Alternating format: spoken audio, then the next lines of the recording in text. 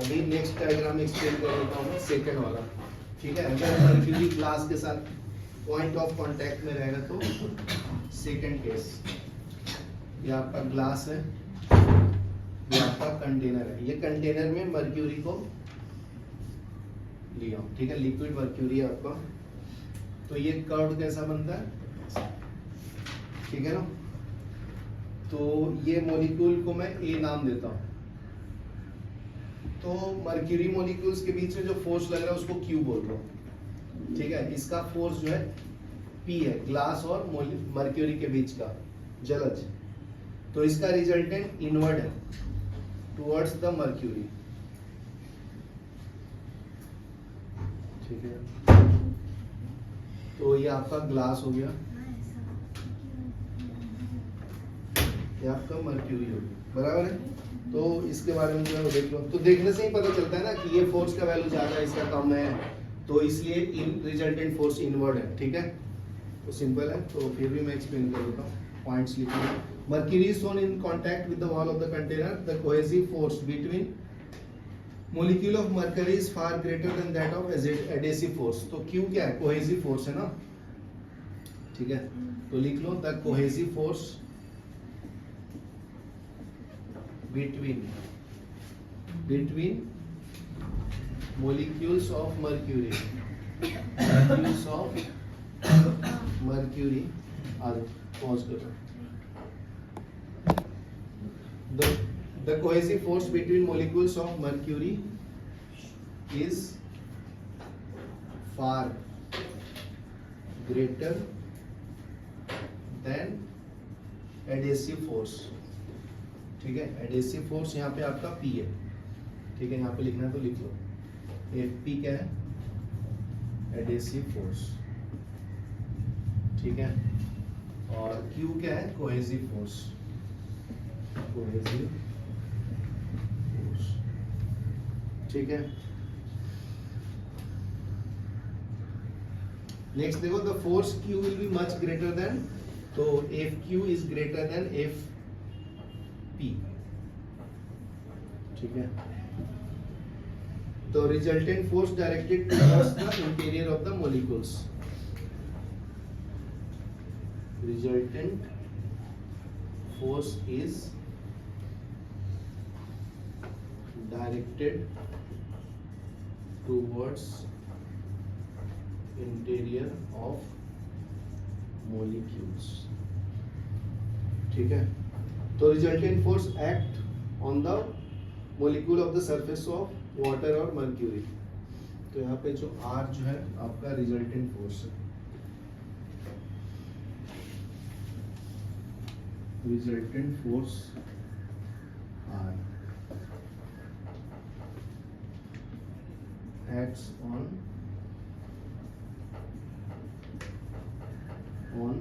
all molecules on surface of water or mercury, ठीक है। more the molecules more away from the wall, the adhesive force on decreasing while the cohesive force become more। बोलता है कि ज्यादा liquid रहेगा तो ये value छोटा होता जाएगा और Q का वैल्यू बढ़ते जाएगा, ठीक है। तो जितना ज्यादा इसके अंदर मर्क्यूरी फिल करूंगा तो ये वैल्यू बढ़ते जाएगा, इंक्रीज होगा, और ये वैल्यू डिक्रीज होगा। तो ये पॉइंट लिखना है तो लिख लो, the adhesive force P goes on decreasing while cohesive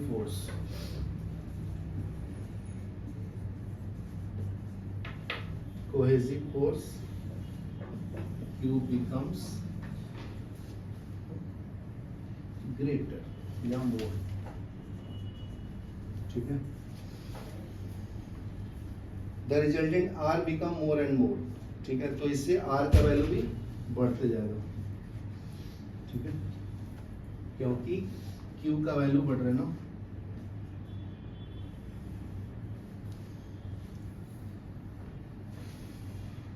In the middle of the surface P become and Q become vertical. चलो इतना लिख लो, फिर एंगल ऑफ कांटेक्ट पढ़ते हैं। एंगल ऑफ कांटेक्ट, ठीक है। तो नेक्स्ट टॉपिक है एंगल ऑफ कांटेक्ट, ठीक है। तो एंगल ऑफ कांटेक्ट क्या होता है जी? जैसे देखो, अगर ये कंटेनर है, इसके अंदर लिक्विड को फील किया हो, ठीक है। तो अगर कोई आप मटेरियल डालोगे, ग्लास मान लो, ग्लास का टेस्ट ट्यूब डालो, तो यहाँ पे ये एंगल फॉर्म करेगा, उसको बोलते हैं एंगल ऑफ कांटेक्ट। ये ऐसे फॉर्म किया, तो इसके साथ जो एंगल फॉर्म हो रहा है उसको थीटा बोला है, ठीक है। और मर्क्यूरी रहेगा तो अपवर्ड की तरफ रहेगा ना। ये आपका वाटर मॉलिक्यूल्स है, ठीक है। ये कंटेनर के अंदर मर्क्यूरी लिक्विड फिल किया हो, ठीक है। ये आपका, तो ये लिक्विड ऐसे दिखता है, तो ये एंगल ऑफ कांटेक्ट का बन गया। तो ध्यान से देखो, बहुत सिंपल है। अगर वाटर मॉलिक्यूल्स है तो ये एंगल ऑब्ट्यूज एंगल बन, ये एक्यूट एंगल बन रहा है ना, एक्यूट एंगल। और अगर ये एंगल है तो ये क्या होगा? Obtuse angle. तो मर्क्यूरी और ग्लास के बीच में जो एंगल बनेगा ऑब्ट्यूज एंगल बनेगा, समझा? तो ऑब्ट्यूज एंगल क्या होता है? ग्रेटर देन 90 डिग्री होता है ना, और ये क्या होता है? लेस देन 90 डिग्री होता है, ठीक है। तो लिख लो, the angle inside liquid between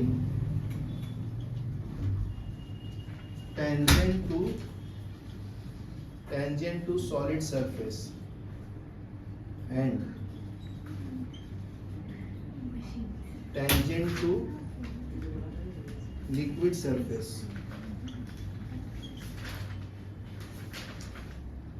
at point of contact,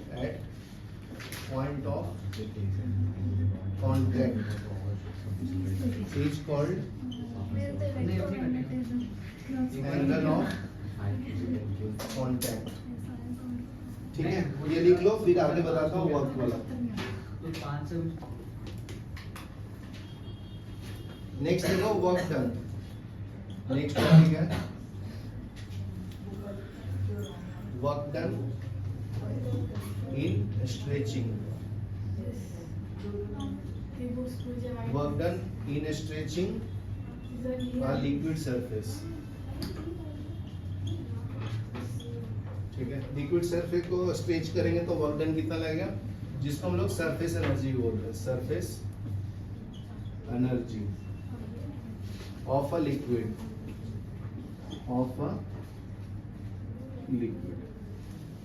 ठीक है। तो फर्स्ट पॉइंट लिख लो, when surface area of a liquid is increase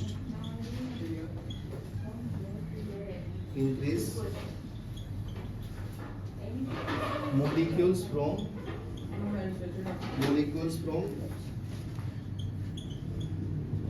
interior rise to the surface, rise to surface, ठीक है। तो अगर लिक्विड सरफेस राइज कर रहा है तो वर्क डन होगा ना। तो this requires work against the force of attraction between the molecules, ठीक है। The requires work against force of attraction of molecules, ठीक है, जस्ट बिलो सरफेस,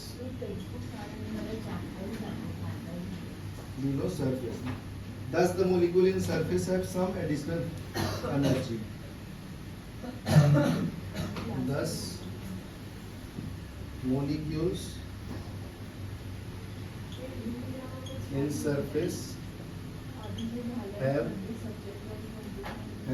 some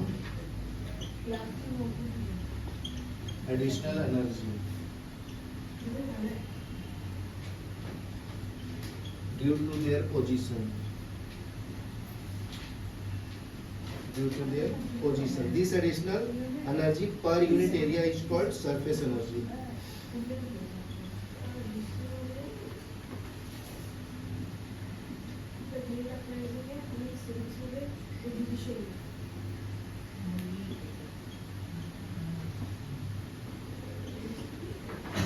पर unit area of surface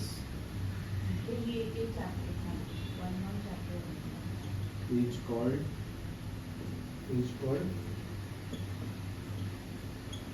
surface energy of liquid। ठीक है, तो हम लोग इसको रिलेट करेंगे। मान लीजिए ये आपका लिक्विड है, उसको स्ट्रेच किया हूं, ठीक है, ये फोर्स से, ठीक है, ये लिक्विड का मेन सरफेस है, यहां से यहां तक स्ट्रेच किया हूं, तो ये आपका चेंज इन पोजीशन हो गया डेल्टा एक्स। ठीक है, तो दोनों साइड अगर पोजीशन है तो एफ जो है वो डायरेक्टली प्रोपोर्शनल टू 2l हो जाएगा, ये लेंथ और ये लेंथ। ठीक है, ये नाम दे देता हूँ, ये बी है, ये ए है, ये क्यू है, ये ई क्यू, ये ए है, F C. Sir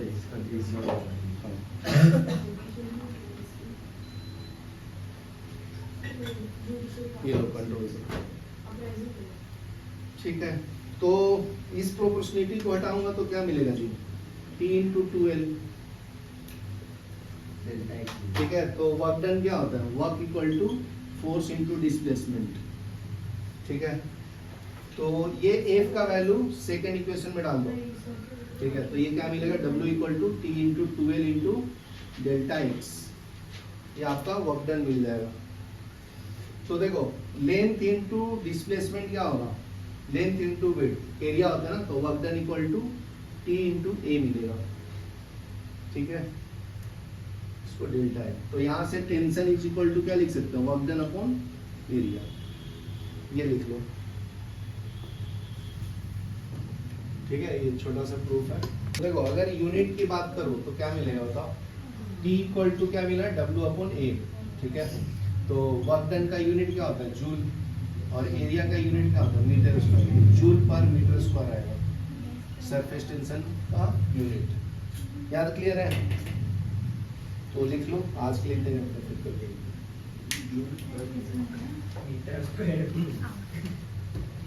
joule per metre